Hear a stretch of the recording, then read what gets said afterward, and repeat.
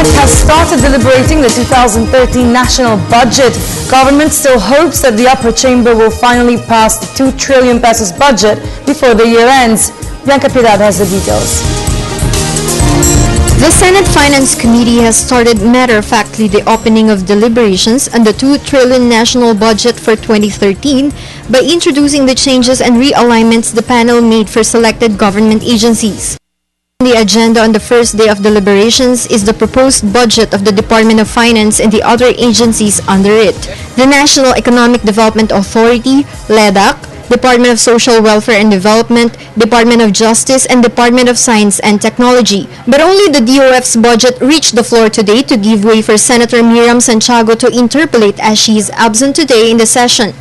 It is a budget that invests significantly in the people's capabilities by prioritizing funding for public services that provide jobs, educate the youth, ensure a healthier citizenry, and empower each Filipino to participate in nation building. Dubbed by the government as an empowerment budget, the General Appropriations Bill is touted to alleviate the grinding poverty affecting almost 100 million Filipinos. In order to address the necessities and priorities of certain agencies, the Senate Finance Committee is also proposing the following amendments.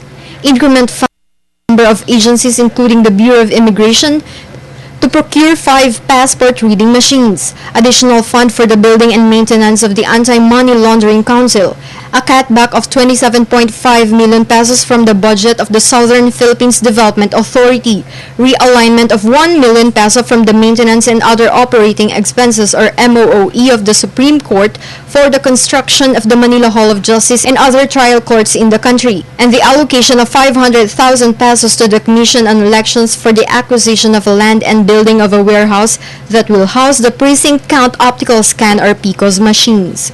Meanwhile, the education sector will still have the huge slice of the 2013 national budget allocation with an almost 27% increase amounting to 292.7 billion pesos. Senator Angara says the budget for education will be spent in advancing the government education program and in addressing the shortage in equipment and buildings. Enhanced education, state-of-the-art science and technology, culture and the arts, we will cultivate the defining elements of an innovative population. The Senate Finance Committee intends to wrap up the period of deliberations and interpellation next week to make way for the enactment of the General Appropriations Bill of 2013 before the end of November. For People's Television, Bianca Piedad.